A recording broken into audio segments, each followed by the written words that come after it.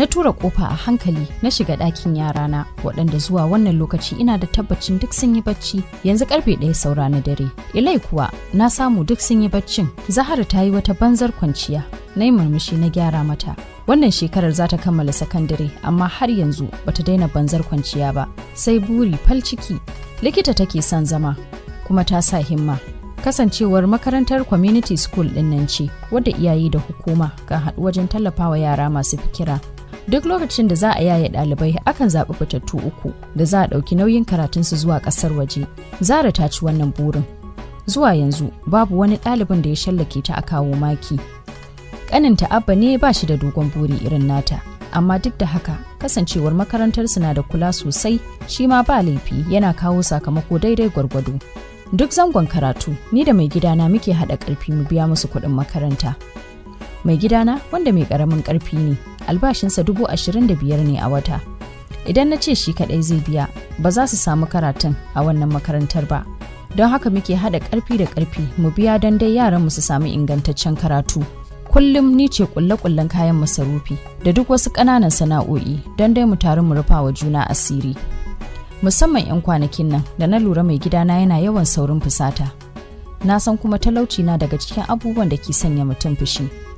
Tuna haka ya sa na yi saurin barin ɗakin yarana don ƙila idan ya farka ya gabana nan ya ɗauki wani fushin kuma. Ya rage kwana 3 a koma makaranta. Mai gidana ya iske ni cikin wata irin murɗewa da ban saba ganinsa cikinta ba. Salaha, zan cire su Zara daga makarantar nan in canja musu wata. Haka ya ce da ni. Hankali a tashe na ce, ka mai da su ina? Ya ce, makarantar gwamnati mana, ita ce daidai ƙarfina. Na yi ƙarfin tare shi hankali a tashe. Haba abban Zara, wannan wani irin ci baya ne. Wace maganar wofi kike yi haka? Sandar da ke hannunka ba da ita kake duka ba? Duk zangon karatu na kwashi 15,000 a albashina, ai na yi gwari. Na tausasa murya na ce, amma dai ina taimakonka da 5,000 duk zango. Ya tashi tsaye a fusace. Ka ji matsalar ai, ba gashi na har kin fara yi min gori ba? To cire su zan yi. Inda gaske ni kike taimako, ki dinga bani 5,000 din ina zuba a aljihuna ina sayan abin da nake ra'ayi mana. To, ni zan dinga biya gaba ɗaya. Ina neman alfarmarka a bar su a makarantar. Ba tare da ya yi magana ba, ya kaɗa kafaɗa alamar ni na jiyo, ya fice abinsa. Haka na sai da kujerun falo na. Dama ɗakuna 2 ne a gidan, ɗaya gadona, ɗaya kuma kujeru, wanda a nan su Zara ke kwana. Mu kuma muke amfani da ɗakin gadon. Dama falon ya yi musu kaɗan saboda ƙarami ne. Da wannan hujjar na kwantarwa da kaina hankali. Na biya musu kuɗin makaranta da lokacin biya ya yi.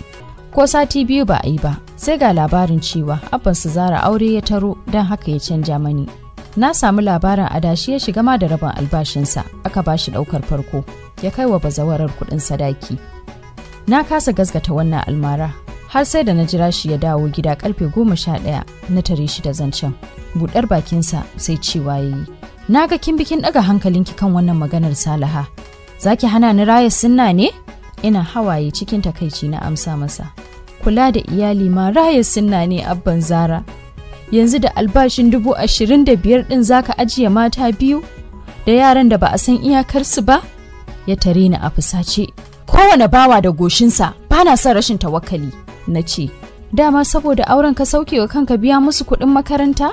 Yanzu abban Zara ba ruwanka da makomar rayuwarsu saboda naka muradin? Cikin fushi ya ce, makarantar gwamnati na ce zan mayar da su. Ni ba ita na yi ba? Me na nema na rasa? Ba ma a haka kika gannin har kika manne kika aure ni ba? Da takaici ya yi min yawa sai na kasa tanka masa. Bayan wata guda ya sa na kwashe ragowar kayana na ɗakin da su Zara ke kwana. Muka dawo kwana tare da Zara yayin da Abba ya koma zaure. Aka kawo sabuwar amarya ta tare. Wannan shine mafarin rushewar duk wani farin cikinmu. Nauyi ya ninkuwa abban Zara, don kuwa amarya na zuwa ta ɗauki ciki. Ga biyan adashin da ya ci kafin aurenta, ga mahaifiyarsa ta zo ta kwanta ciwo. Sai ya zamana da ƙyar da jibin goshi muke samun abin da za mu ci. A zangon karatu na gaba na kasa biyan kuɗin makarantar su Zara, saboda yanzu ta ciki muke ba ta karatu ba. Makarantar gwamnatin da naƙi dole nan muka mayar da su. Zara ta shiga halin tashin hankali sosai, ta yi kuka mai tsanani, amma dai ta dangana, ta ci gaba da zuwa.